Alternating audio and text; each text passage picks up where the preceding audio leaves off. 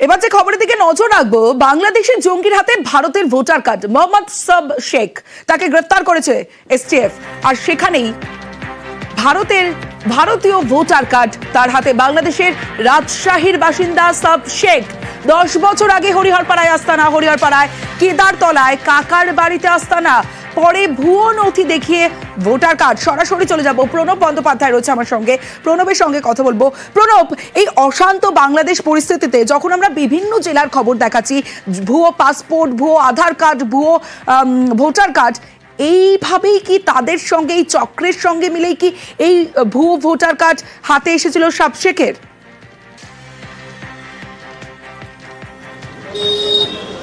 একদম তাই। দেখো, সাব শেখ তোমার দীর্ঘ 10 বছর আগে এই সীমান্ত এলাকা দিয়ে আসে এবং সেখানে সে কাকার বাড়িতেই থাকতে শুরু করে।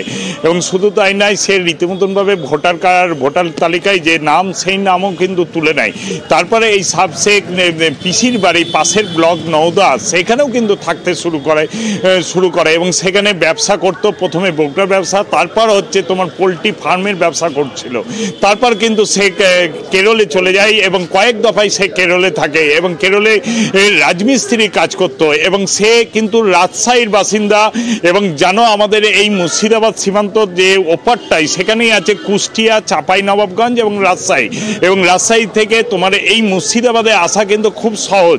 এবং ভারতবর্ষে মুর্শিদাবাদের যেহেতু সীমান্ত রেখাটা 172 কিলোমিটার, তার মধ্যে বেশিরভাগটাই অরক্ষিত, সেই কারণে কিন্তু বিএসএফের চোখকে ফাঁকি দিয়ে প্রায় অনুপ্রবেশের ঘটনা ঘটে।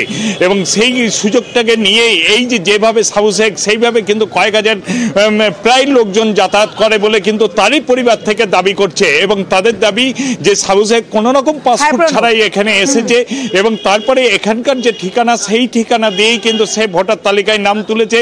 এবং ভোটার তালিকা শুধু নয়, পাসপোর্টও তৈরি করে ফেলেছিল এই সাবু শেখ। বেশ, 10 বছর আগে এসছে, আর দাদি মরেছে, তাই দাদি মারা দেখতে এসেছিল। দেখতে এসে ও আর যায় না, কিভাবে আসলে বলতে দাদি মারা খবর পেয়ে। পাসপোর্ট করে না, পাসপোর্ট করে না, তখন ও তো বর্ডার সেরকম ভাব করা করেছিল না, এমনি এসেছিল। এখানে এসে মানে আর যাবো না তাই বলে, হ্যাঁ, ভোটার কার্ড, আধার কার্ড আর যত প্রুফ সব তৈরি করেছে। এখান থেকে কেরালায় কাজে গেছে, 1 বছর 7-8 মাস হচ্ছে গেছে। ওকে ধরা 4 দিন হচ্ছে কেরালা থেকে। কি কারণ ধরলো সেটা বলতে পারবো না। পাসপোর্ট কি করতো জাল? না, সেটা বলতে পারবো না। বাংলাদেশের জঙ্গির হাতে ভারতীয় ভোটার কার্ড, আর এই ভোটার কার্ড দেওয়ার আগে নির্বাচন কমিশনের উচিত আরো সতর্ক হওয়া, বললেন ফিরহাদ হাকিম। নির্বাচন কমিশনকে আমি রিকোয়েস্ট করব যে আরো ভালোভাবে নির্বাচন কমিশন যাতে ভোটার আইডি দেওয়ার আগে আরো বেশি করে চেক করেন এবং সত্যি সত্যি ভোটার আইডি যাতে একজনও অরিজিনাল ভোটার সেই যাতে ভোট দিতে তার যে অধিকার সেটার থেকে বঞ্চিত না হয়, কিন্তু একটাও যাতে ভুয়ো ভোটার না থাকে, এটা দেখা নির্বাচন কমিশনের দায়িত্ব। বাংলাদেশের জঙ্গি মিনারুল শেখ ইতিমধ্যেই গ্রেফতার, আর এবার নজরে তার হোয়াটসঅ্যাপ চ্যাট। হোয়াটসঅ্যাপে গ্রুপে জঙ্গিদের কার্যকলাপ। ধৃত মিনারুল শেখের হোয়াটসঅ্যাপেই এবার নজর। ক্লাস 3 পাস, আর ক্লাস 3 পাস করেই সোশ্যাল মিডিয়ায় পটু ধৃত জঙ্গি। সরাসরি চলে যাব, প্রণব রয়েছে আমার সঙ্গে। প্রণব, এই মিনারুল শেখের সম্পর্কে আর কি কি ইনফরমেশন পাওয়া যাচ্ছে?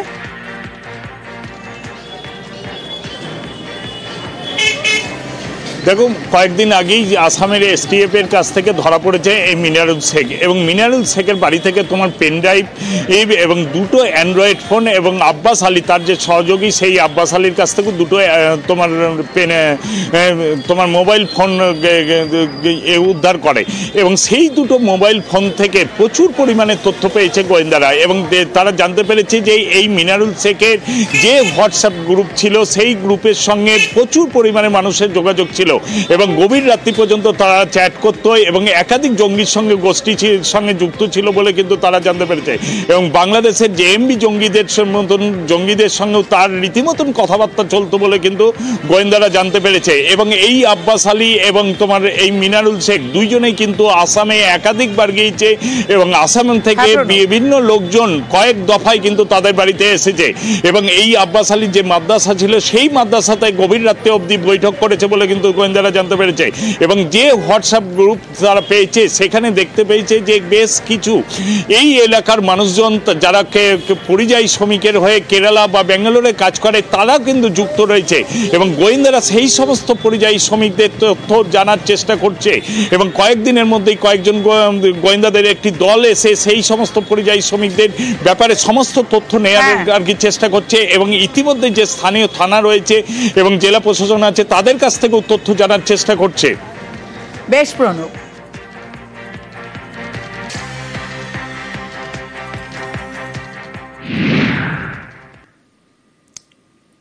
জঙ্গি অনুপ্রবেশ নিয়ে কেন্দ্রকে কাজ করায় ফিরহাদ হাকিমের। জঙ্গি অনুপ্রবেশ ঠেকানোর দায়িত্ব কেন্দ্রের, অনুপ্রবেশের দায় নিতে হবে কেন্দ্রকে। আক্রমণ ফিরহাদ হাকিমের, আর ফিরহাদকে পাল্টা আক্রমণ বিজেপির।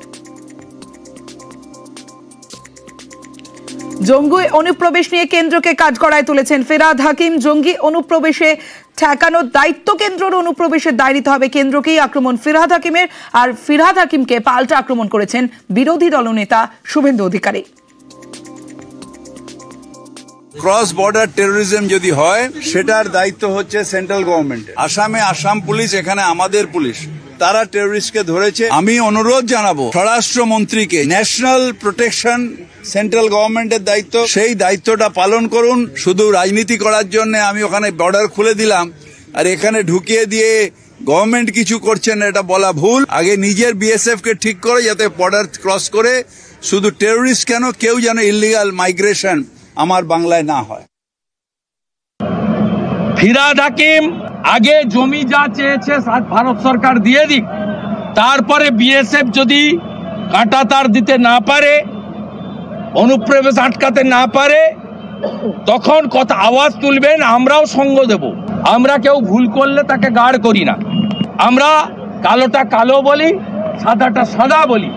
আগে জমি দিন বিএসএফ কে, তারপরে লেকচার মারবেন। পরপর জঙ্গিদের ধরপাকড়ে বাড়ছে উদ্বেগ। ভারতে জঙ্গি হানার আশঙ্কা বাড়ছে বলেই মতামত বিশেষজ্ঞদের একাংশের। বাড়ছে বাংলাদেশ পাক সখ্য, ফলে পাক গুপ্তচর সংস্থা আইএসআই এর যত সক্রিয় হবে তত উদ্বেগ বাড়বে ভারতের। পরিস্থিতিতে উদ্বেগে নয়াদিল্লি, আর এর মধ্যেই ভারতে একের পর এক জঙ্গি গ্রেফতার।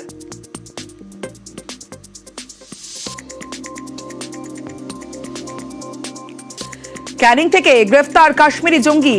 এবিটির 8 জন জঙ্গি গ্রেফতার। একাধিক কট্টরপন্থীকে বাংলাদেশের জেল থেকে ছিনিয়ে নিয়েছে জামাত।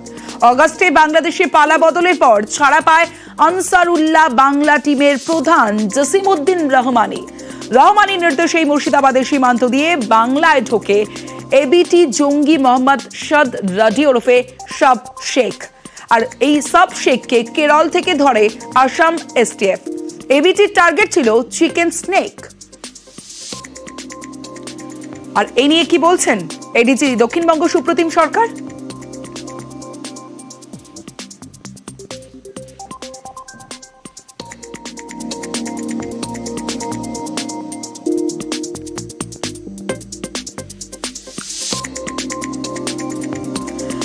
যেমনটা বলছিলাম, সাব শেখকে কেরল থেকে ধরে অসম এসটিএফ। জঙ্গি হানার আশঙ্কা কি বাড়ছে? এবিটির টার্গেট ছিল চিকেন স্নেক।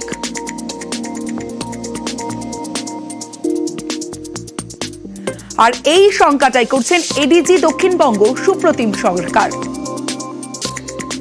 এদের উদ্দেশ্য ছিল অস্ত্র জোগাড় করা, স্থানীয় যুবকদের উদ্বুদ্ধ করে সংগঠনের টানা এবং উত্তর পূর্বাঞ্চলের 7টি যে রাজ্য আছে শিলিগুড়ির সঙ্গে যে যোগসূত্র চিকেন স্নেক, সেই অংশটিতে তাদের নাশকতামূলক কাজকর্মের সক্রিয় এবং নেপথ্যে থেকে দুভাবেই স্লিপার সেলের মাধ্যমে এবং গোপনে অস্ত্র সংগ্রহের মাধ্যমে ভারত বিরোধী কার্যকলাপে আরো বেশি সক্রিয় হয়ে ওঠা।